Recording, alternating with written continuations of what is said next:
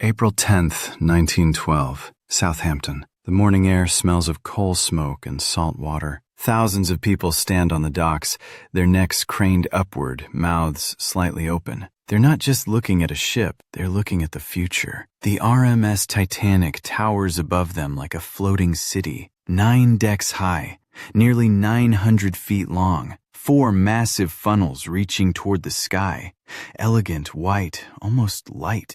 But the truth is that this giant weighs 46,000 tons. The truth is that beneath all that beauty lies something so heavy it seems impossible it could ever float. And yet it does. The Titanic is not just a ship. It's a promise, a declaration, a middle finger to nature itself. For centuries, the ocean has been humanity's greatest enemy. It has swallowed countless vessels, claimed innumerable lives, reminded us again and again of our smallness. But now we have steel. We have engineering. We have 16 watertight compartments that can seal automatically. We have a double-bottom hull. We have conquered the sea. Or so they say. The White Star Line calls it practically unsinkable. Notice the word, practically. But newspapers drop the qualifier. Passengers drop it. The world drops it. By the time the Titanic leaves port, everyone knows one thing. This ship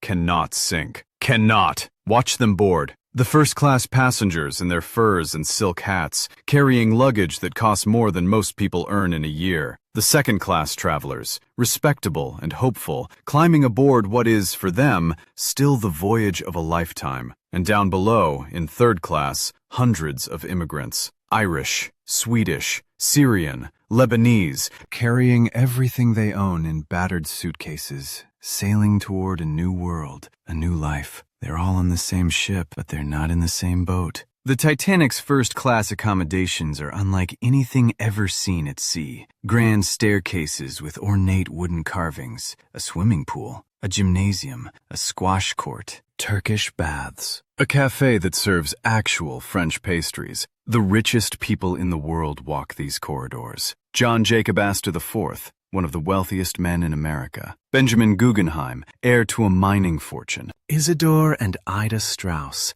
owners of Macy's department store. They dine on 10-course meals. They smoke cigars in leather chairs. They sip brandy and discuss business, politics, the pleasures of a world that belongs to them. Meanwhile, in third class, families share cramped cabins. They eat simple food. They dance to fiddles and accordions in the common areas, creating their own joy in the spaces they're allowed to occupy. 2 worlds, 1 ship. Captain Edward Smith stands on the bridge. He's 62 years old. This is his final voyage before retirement. After a lifetime at sea, after commanding the greatest ships of his era, he'll finish his career aboard the greatest ship ever built. It's poetic. It's perfect. It's his last voyage, in more ways than one. The Titanic steams westward across the Atlantic. The sea is calm, unnaturally calm, like glass, like a mirror. On April 14th, the temperature begins to drop. Ice warnings come in from other ships. 6 warnings. 7. The wireless operators are busy sending passengers personal messages. Mundane things. Greetings to friends. Business telegrams. The ice warnings get noted, but they don't change the ship's course.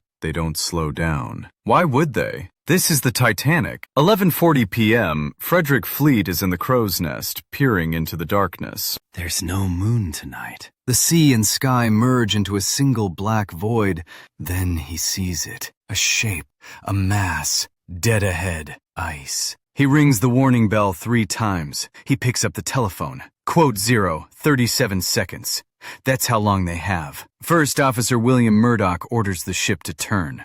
Hard to starboard. He orders the engines reversed. The Titanic begins to turn, slowly, so slowly. A ship this massive doesn't pivot like a smaller vessel. It's like trying to swerve a building. The iceberg passes along the starboard side, a glancing blow, almost gentle. Passengers in their cabins feel a slight tremor. Some hear a grinding sound. Chunks of ice fall onto the forward decks. A few passengers pick them up, toss them playfully, laughing. Nothing to worry about. This is the Titanic, but below the waterline, something catastrophic has happened. The iceberg has opened up the hull. Not a dramatic gash, not a Hollywood explosion, just a series of narrow slits. 6 compartments are flooding. The ship can survive 4 flooded compartments, not 6. Thomas Andrews, the ship's designer, is summoned. He's 39 years old. He knows every rivet, every plate, every measurement of this vessel because he designed it. He built it. He walks through the flooding compartments with a sinking feeling that has nothing to do with the water rising around his feet. He does the calculations in his head.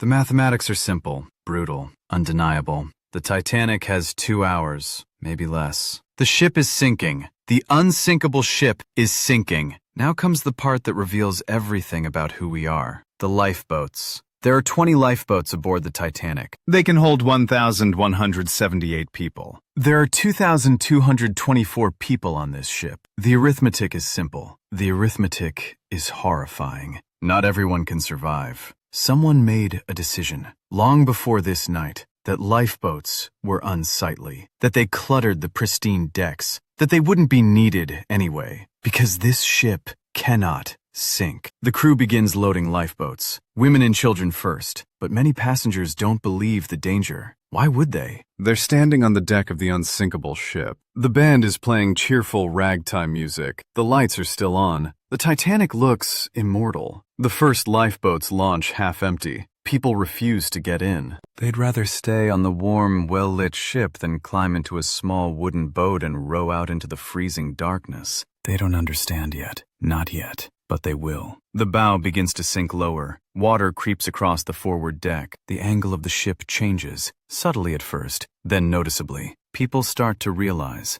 this is real. This is happening. Now the lifeboats fill quickly. Now people fight to get aboard. Now the crew has to hold passengers back, sometimes at gunpoint. The rules hold for a while. Women and children first, but they don't hold everywhere. In third class, passengers struggle to find their way to the boat deck. The gates that separated the classes during the voyage still separate them now. Some are locked. Some are simply confusing to navigate. The Titanic was designed to keep people in their place, even now, even as it dies. Watch Isidore and Ida Strauss. He's 67, she's 63. They've been married for 40 years. There's a space for Ida in a lifeboat. She starts to board, then stops. She looks at her husband. She steps back. Quote, _0, she says. Quote 1. Their last scene sitting together in deck chairs, holding hands as the water rises around them. Watch Benjamin Guggenheim. He and his valet go below and change into their evening clothes. Full formal wear. We've dressed in our best, he says, and are prepared to go down like gentlemen. Watch the band, led by Wallace Hartley. They keep playing as the ship tilts further and further. They play hymns. They play waltzes. They play until the water reaches them. Not one of them survives. Watch Thomas Andrews, the designer. He's last seen in the first-class smoking room, staring at a painting above the fireplace. His life vest lies discarded on a table. He's built a ship that's killing everyone aboard. What do you feel in that moment? What can you possibly feel? 2:18 a.m. The Titanic's stern rises high out of the water. Hundreds of people still cling to the railings, the decks, anything they can hold. The lights flicker once, twice, then go out. In the darkness, the ship breaks in two. The sound is like nothing anyone has ever heard. Metal screaming, rivets exploding, the roar of destruction. The bow section plunges downward, dragging hundreds of people with it. The stern bobs for a moment, almost floating. Then it too begins to sink, vertically now, straight down. Like a finger pointing at the sky one last time before disappearing beneath the waves. 2:20 a.m. The RMS Titanic is gone. But the horror isn't over. 1,500 people are in the water now. The temperature is 28 degrees Fahrenheit. Seawater at that temperature kills in minutes. 15 minutes.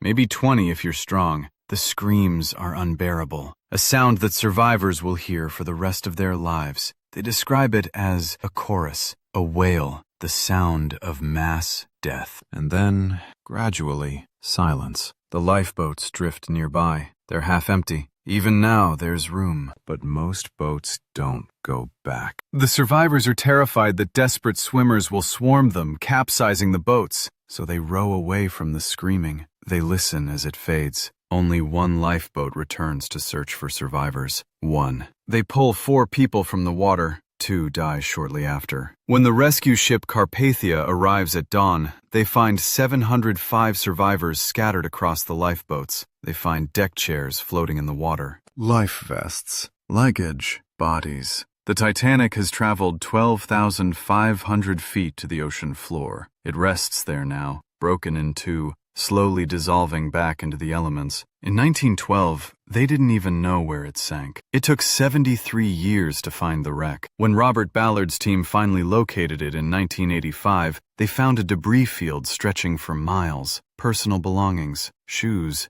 dishes. The detritus of lives interrupted mid-sentence. The Titanic was supposed to be unsinkable. That word carried such weight, such arrogance, such faith in human achievement. We'd conquered nature. We'd beaten the odds. We'd built something so perfect that even God couldn't sink it. Someone allegedly said that. Not even God could sink this ship. Whether anyone actually spoke those words, we'll never know. But we believed them. That's what matters. And nature corrected us. Not with malice, not with intention, just with an iceberg. Just with cold water and the laws of physics. Just with reality. The Titanic disaster changed everything. New regulations required enough lifeboats for everyone aboard. Ships had to maintain 24-hour radio watches. The International Ice Patrol was established to monitor icebergs in shipping lanes. These changes saved countless lives in the century that followed. But here's what haunts me. Here's what I can't stop thinking about.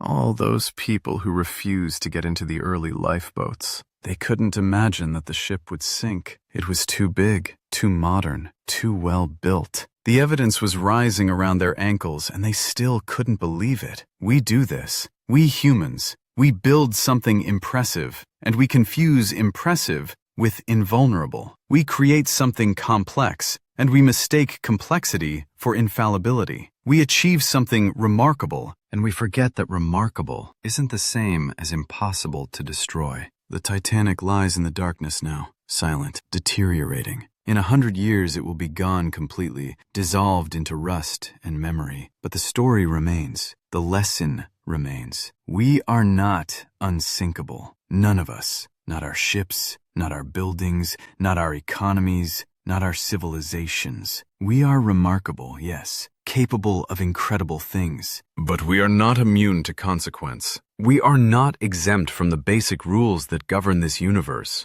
The Titanic was the pride of its age, the pinnacle of achievement, the greatest ship ever built, and it sank on its maiden voyage. Remember that. When someone tells you something can't fail, when someone promises you absolute safety, when someone claims to have conquered the unconquerable, remember that the ocean is very cold and very deep and very patient. Remember that 1,500 people died because someone believed in Unsinkable. Remember the Titanic.